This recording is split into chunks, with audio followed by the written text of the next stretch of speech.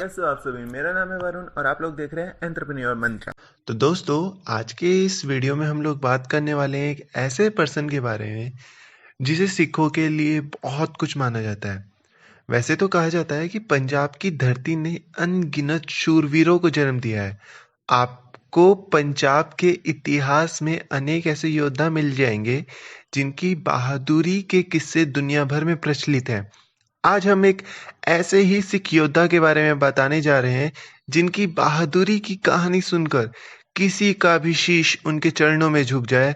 उनके नाम से ही दुश्मन थर थर कांपने लग जाते थे।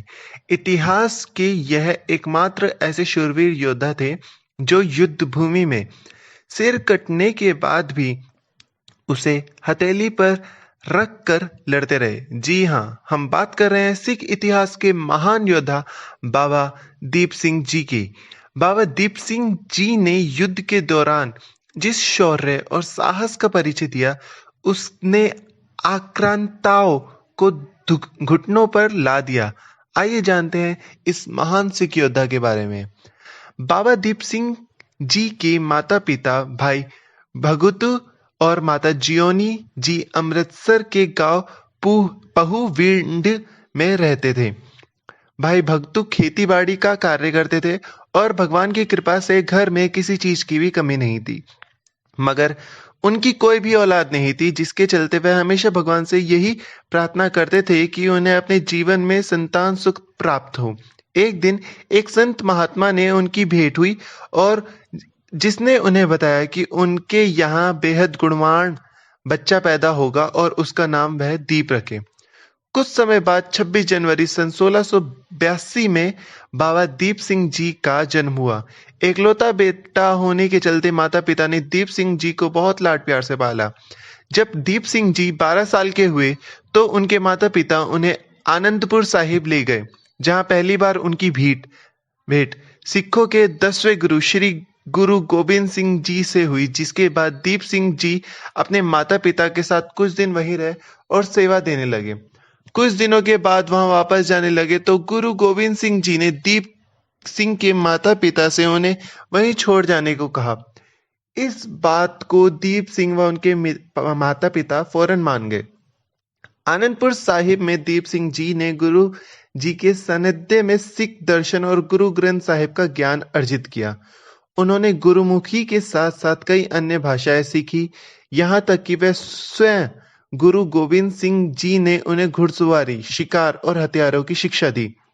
18 साल की उम्र में उन्होंने गुरु जी के हाथों से वैसाखी के पावन मौके पर अमृत छका और सिक्खी के सदैव सुरक्षित रखने की शपथ ली।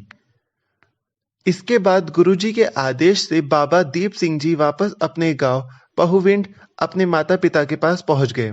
एक दिन बाबा दीप सिंह जी के पास गुरु जी की एक सेवक आया, जिसने बताया कि हिंदू पहाड़ी के राजाओं के साथ युद्ध के लिए गुरु जी आनंदपुर साहिब का किला छोड़ कूच कर गए हैं। इस युद्ध के चलते गुरु जी की माता गुजरी और उनके 4 पुत्र भी सब यहाँ वहां बिछड़ गए हैं।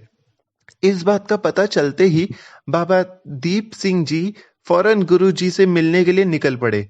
कुछ समय की तलाश के पश्चात आखिरकार बाबा दीप सिंह जी और गुरु जी की मुलाकात तलवंडी के दमदमा साहिब में हुई। यहाँ पहुंचने पर बाबा दीप सिंह जी को पता चला कि गुरु जी के 2 पुत्र अजीत सिंह और जुझार सिंह चमकौर के युद्ध में शहीद हो गए हैं और उनके 2 छोटे पुत्र जोरावर सिंह और फतेह सिंह को सरहदी में वजीर खान ने बेदर्दी से कत्ल कर दिया। अपने जाने से पूर्व गुरु गोविंद सिंह जी ने गुरु ग्रंथ साहिब को पूरा कर बाबा दीप सिंह जी को सौंप दिया और उन्हें उसकी रखवाली की जिम्मेदारी भी दी। बाबा दीप सिंह जी ने गुरु ग्रंथ साहिब में लिखी सभी वाणियों व शिक्षाओं को पुनः अपने हाथों से लिखा और गुरु ग्रंथ साहिब की 5 प्रतिलिपियां बनाई। इन प्रतिलिपियों में एक को श्री अकाल तख्त साहिब, एक श्री तख्त पटना साहिब, एक श्री तख्त हजूरी साहिब और श्री तख्त आनंदपुर साहिब भिजवा दिया। इसके अलावा बाबा दीप सिंह जी ने एक प्रतिलिपि अरबी भाषा में बनाई, जिसे उन्होंने मध्य पूर्व में भेजा। बाबा दीप सिंह जी सिख धर्म के सच्चे अनुयायी थे। बाबा दीप सिंह जी ने गुरु ग्रंथ साहिब में अंकित एक बाणी में भी बदलाव किया था। दरअसल गुरु ग्रंथ साहिब की एक बाणी को लेकर बाबा दीप सिंह जी ने भाई मनी जी से कहा कि गुरुबाणी की एक लाइन कुछ यूं लिखी है, मित्र प्यारे नू हाल फकीरा दा कहना।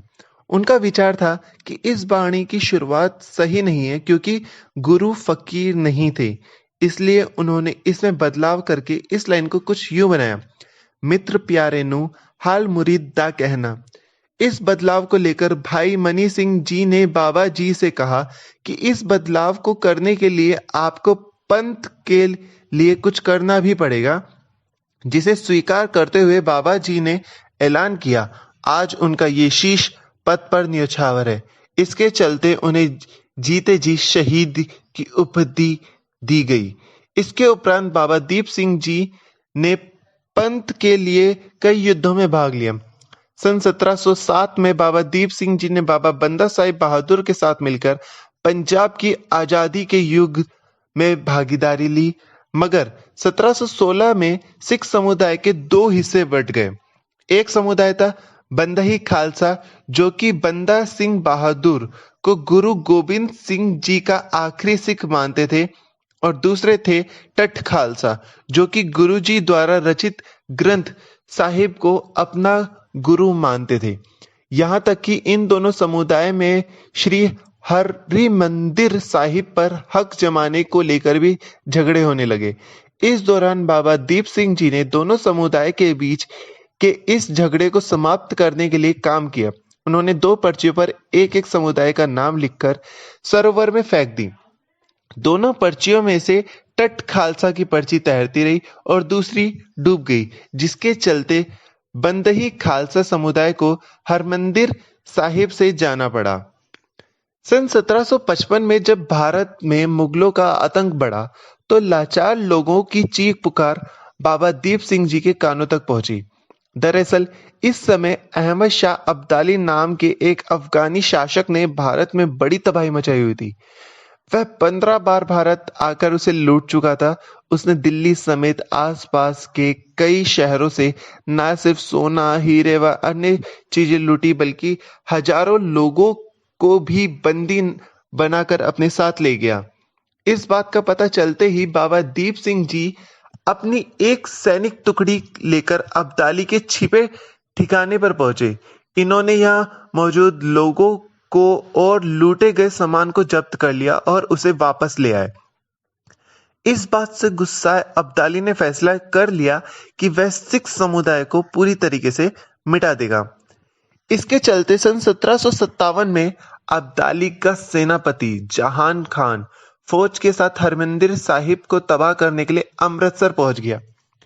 कई सिख सैनिक हरमंदिर साहिब को बचाते हुए मारे गए। वहीं इस समय बाबा दीप सिंह जी दमदमा साहिब में थे। जब उन्हें इस हमले के बारे में जानकारी मिली तो उन्होंने फौरन सेना के साथ अमृतसर की ओर कूच किया। इस युद्ध के समय उनकी उम्र 75 साल की थी। अमृतसर सीमा पर पहुंचने पर बाबा दीप सिंह जी ने सभी सिखों से कहा कि इस सीमा को केवल वही सिख पार करे जो पंथ की राह में शीश कुर्बान करने के लिए तैयार है। पंथ के लिए आह्वान सुनते ही सभी पूरे जोश के साथ आगे बढ़े। आखिरकार गांव गोहरवाल में दोनों सेनाएं एक दूसरे के आमने सामने हुई। युद्ध का बिगुल बजते ही फौजें युद्ध के मैदान में उतर गई। युद्ध में बाबा दीप सिंह अपनी 15 किलो वजनी तलवार के साथ दुश्मन पर टूट पड़े। अचानक मुगल कमांडर जमाल खान बाबा जी के सामने उतरा। दोनों के बीच काफी समय तक युद्ध हुआ। आखिरी में दोनों की पूरी ताकत से अपनी अपनी तलवारें घुमाई, जिसमें दोनों के सिर धड़ से अलग हो गए।